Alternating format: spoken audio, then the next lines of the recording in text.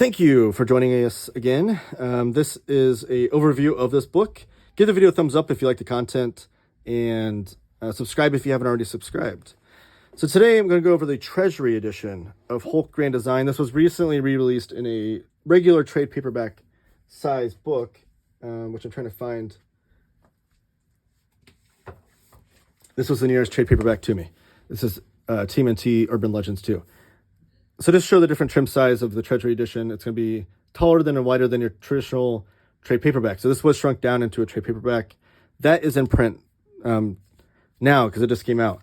This Treasury edition is a little bit harder to find. There are still copies on eBay that are, I think, cover priced. And this is a good one to look in your local comic book shops to see if they have. Sorry, trying to improve my lighting here. To see if they still have copies, because Marvel doesn't really reprint these Treasury editions too often.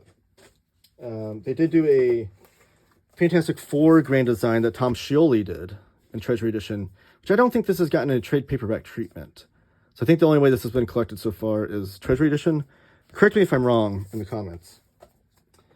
And then we also have the X-Men Grand Design.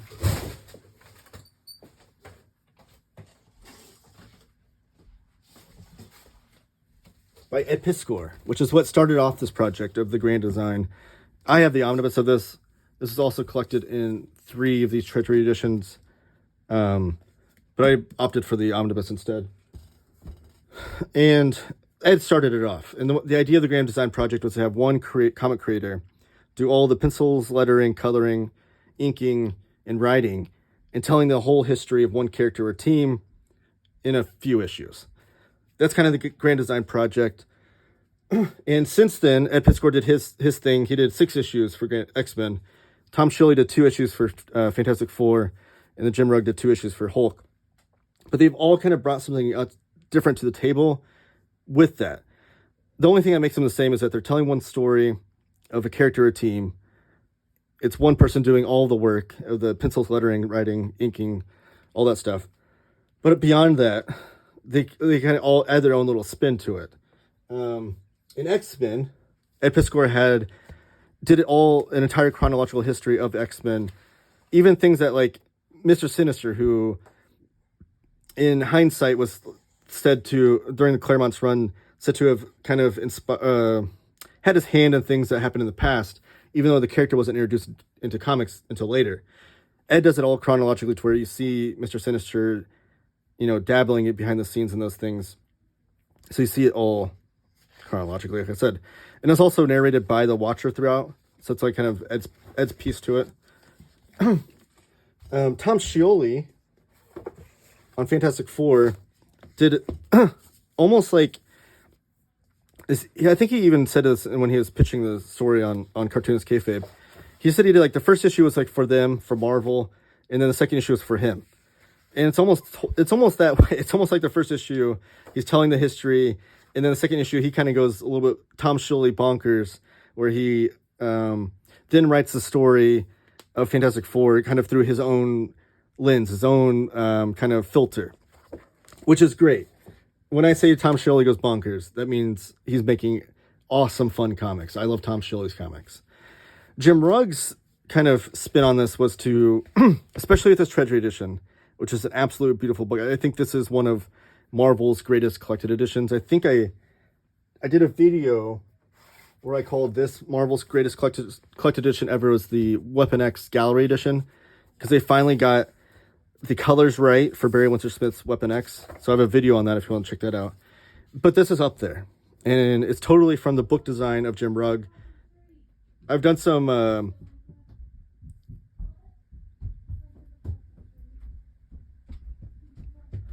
videos on Jim Rugg in the past where I talk about his graphic design and his kind of background of page design and layouts and kind of thing.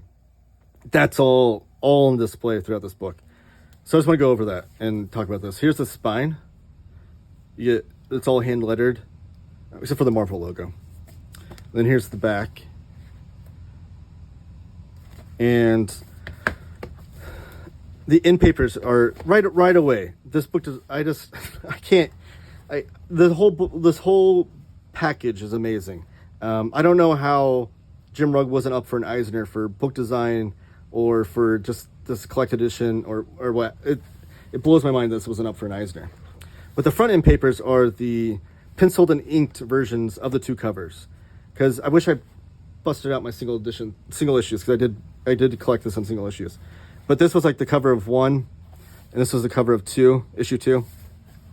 The back end papers are the colored versions of those covers. I always love when end papers are different, and it's cool to see. You even see like the signature Jim Rugg over here, and that's taken off for the colored version. Just really, really cool end papers that just right away bring you into that this is going to be the coolest monster comic you've ever read. Then you get Jim Rugg Hulk Grand Design with all the issues behind it. A photograph of the original issue of The Incredible Hulk, which is a cool kind of little Chip Kid style presentation. Here's something I love too. This old t-shirt existed back in the day where the front said, "Here comes the Hulk." And then the back, let's see if I can find it.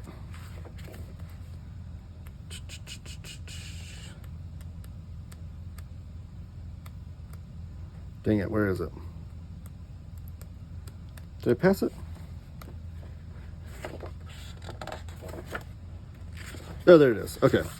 So it says, "Here comes the Hulk" right here. And then the back of the shirt said, "There goes the Hulk." So it's like the front of the book has "Here comes the Hulk" and the back of the book. That's such a cool touch there too.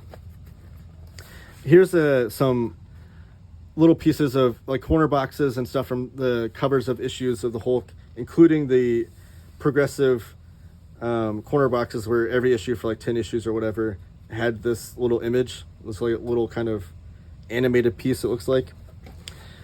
Here's the front papers. Ed started this with X-Men, and then Tom did his own version. So Jim had to do his version where he has like the Jack Kirby, Maurice Severin, Herb Trimpe kind of versions of the Hulk in the corners. And then all this art right here is all Jim's. And then this was, is this Peach Momoko? I want to say it's Peach Momoko for that piece. And this is Ed Piskor's homage to the McFarlane cover, but he's doing it with the classic Herb Trimpe version of Wolverine, which is a cool touch.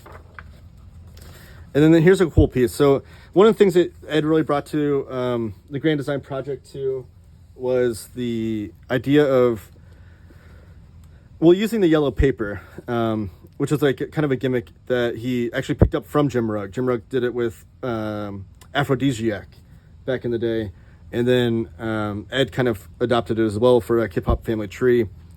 And when you use it, because it's not actually yellowed paper, the paper's colored yellow. So then whenever you use, the paper's actually white, but he's coloring it yellow. So anytime you use a white on there, it's just like the absence of color. And it brings this like really poppy kind of aspect to it. That's one thing that Ed did in his comics that I always loved and appreciated. You get that in this image here of Bruce Banner, you know, falling from the explosion of the gamma radiation. And then this paragraph right here or whatever was on the back of a cup that Jim said he always read every day, drinking from this whole cup for his breakfast. And he read this paragraph every single day as he loved the Hulk. All right, so now we get into the comic. And I love Jim Rugg's cartooning. I think he's one of the most underrated cartoonists.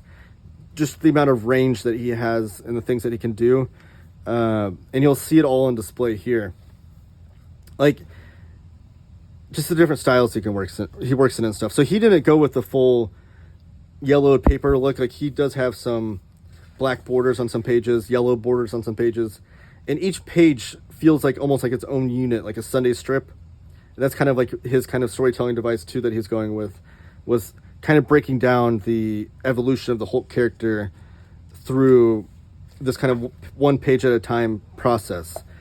And he even brings like these like art design, artist edition book kind of designs to him. Like he has like this, almost like this one daily strip page up here, and it looks like a photograph of it. I wonder if he actually took a photograph to do that look. Then the one thing too he said he was bringing in was kind of telling the story of the Hulk, but not just as the comic book character, but itself, but as a pop culture icon. So you'll see things that kind of, I guess, break the fourth wall, where you'll see the cover of FF 12, is that issue 12, where it was the first time him and Thing fought. And you'll see like the Avengers issue here, where the first time that Hulk and the Avengers were joining together and why the Hulk didn't stick around. So you get that as well. I love this cosmic piece down here. So every page is a totally different layout and design. Like this was like a masterpiece of page layout design, of cartooning. Like I can't believe, again, that this did not win an Eisner, or wasn't even nominated, I don't think. It really blows my mind. And it blows my mind that Jim's not more respected as a cartoonist as well. Like more, like he should be one of the biggest names in comics. I don't know. It blows my mind. But this is cool. These are like the cut out little. I forget what they were called, but back in the day when I was a kid, we had these things where you can peel off these stickers and put them on this little. You got like a box, and it had like a scenery behind it in background, and you can take your characters and with stickers and move them around. Like you were able to peel them and restick them and move them around. I think that's what he's going for here. I don't know. But then you get the leader holding a newspaper in this image. You do get that yellow paper here. Just amazing, amazing work. I love this Doctor Doom lettering piece with Doctor Doom up there in the kind of the Jack Kirby style. This is telling the story of the Defenders. So you're getting the entire history of the Hulk, basically from issue 1 all the way through Peter David's run, are kind of the high notes that he hits.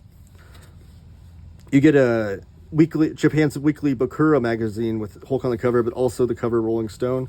So again, showing him off as a pop culture icon, as well as within the story of the character itself. So this is not issue 2 yet. This is just a ballpoint pen drawing that Jim Rugg did of that cover of it's Hulk 181 where Wolverine debuts, but he changes a little bit to keep the story going. So it's not just this cover in the middle of an issue. It actually kind of bleeds into that. But Jim Rugg does these amazing ballpoint pen drawings that I've showed off on my channel as well, where he literally takes notebook paper with ballpoint pen and does this. It's like freaking amazing. Something that Emil Ferris made kind of more famous than My Favorite Things Are Monsters, that comic.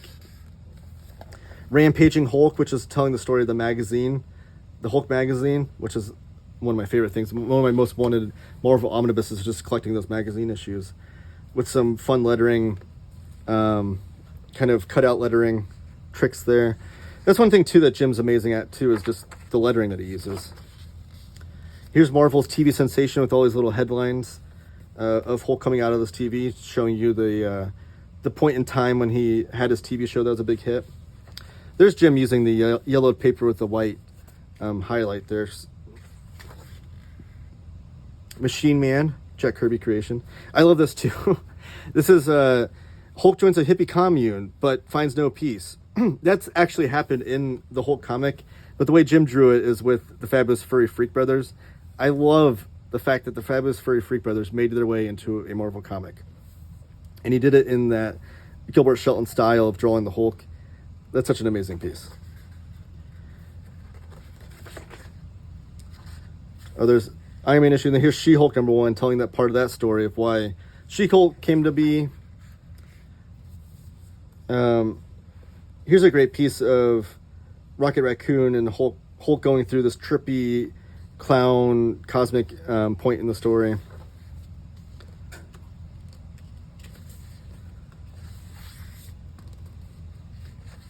And then I believe that's issue 1 is the end here. Yeah, you get all these cool lettering from the different title lettering, which is something I love about Marvel Comics too. Whenever I'm reading like classic Silver, Bronze Age Marvel Comics, I love the title lettering of each issue on those opening splash pages. And then here's some famous letters that Jim found to put into a letter section of that issue, which is really cool. You get such letters from like, let me see if I can find it. Bill Mantlo wrote a letter. Gary Groff Gary Groff, but not Gary Groth. I think that was just like a close coincidence that he had. Mary Jo Duffy, Ralph Macchio, Fred Himbeck. Yeah, so Dean Mulaney of Eclipse Comics. Here's some covers and whatnot. So then here's issue 2. You get Jeff Darrow doing this amazing piece. I'd love to see Jeff Darrow do his own maybe grand design project. He's an amazing artist.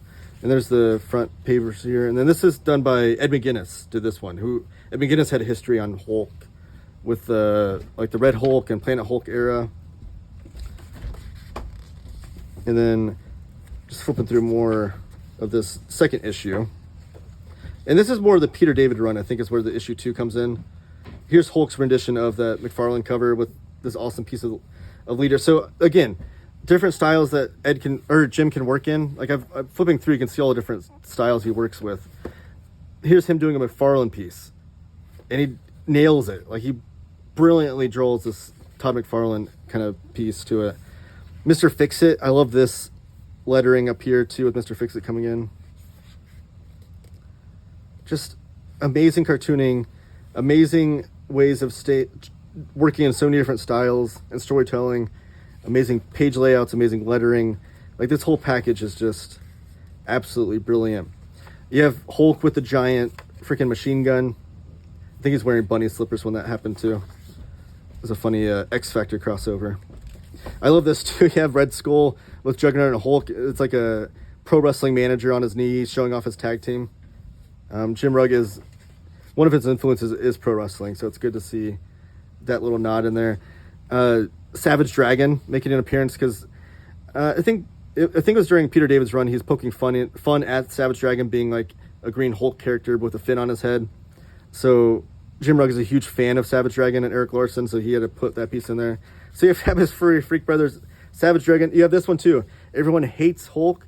That lettering right there is the Peter Bagg comic hate that he used there too. So you have Peter Bagg, you have Eric Larson, you have Gilbert Shelton, Todd McFarlane, Rob Liefeld, all these influences that Jim Rugg of comics that he loves just poured into this run.